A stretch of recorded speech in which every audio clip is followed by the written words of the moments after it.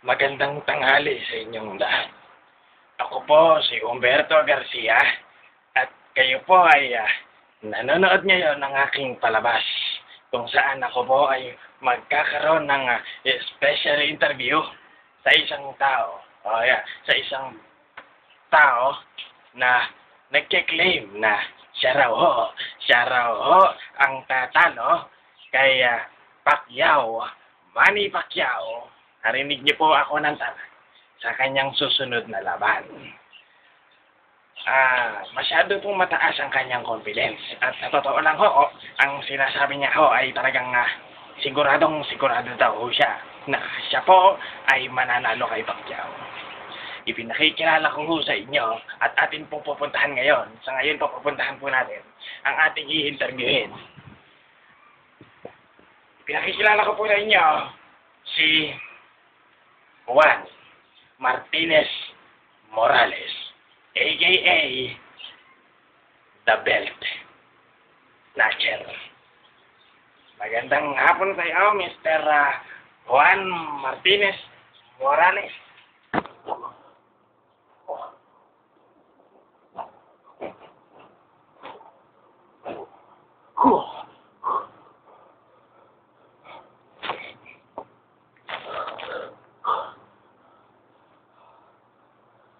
Maraming salamat. Maraming salamat, ha. Maraming salamat sa pag-iimbita sa akin. Hoy, Pacquiao, narinig mo ba ako? Pacquiao, ha? Pacquiao!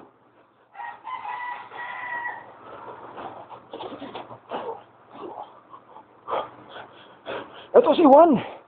Ito si Juan. Ako si Juan. Ang tatalo sa'yo. Naintindihan mo ba yun? Pacquiao, tandaan mo to. Marso 2009. Tapos na ang paghahari mo. Dahil ako ang susunod na magiging kampiyon ng Pilipinas. Pinagmamalaki mo, Pacquiao, ha? Yung night mong commercial. Kaya ko rin gumawa nun. Para sa'yo, informasyon, gumawa na rin ako ng commercial ko. Alam mo kung ano commercial yun? Lambanog 2008. Walang tatalo doon, Pacquiao. Alaksan FR, hindi lang yan ang iniinom ko. Umiinom din ako ng taho. Araw-araw, Pacquiao, taho ang tinitira ko. Durog ka ron.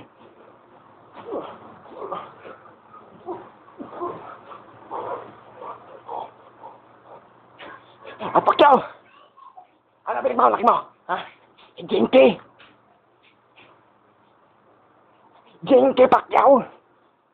Meron din ako yan.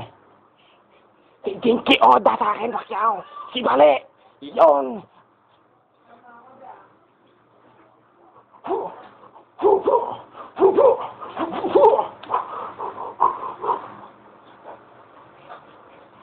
Kaya kung ako sa'yo, Pacquiao. Maghahanda na ako. Dahil hindi mo alam kung anong klaseng kakayahan meron ako. Tatalunin kita. Sigurado yun. Ito, mga kamong to. Makagagawa rin ito ng pelikula, Pacquiao. Talong-talo ka, Pacquiao.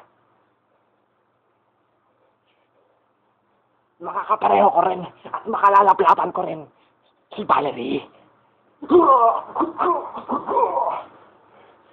Pero isa lang, Pacquiao. Yan ako isang bagay na wala ka, Pacquiao. Dahil ako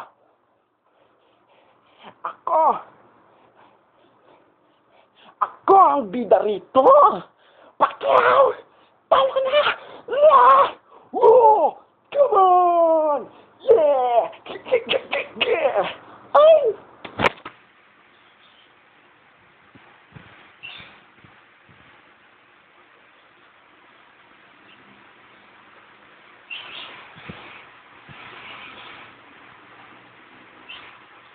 Hanggang sa muli po.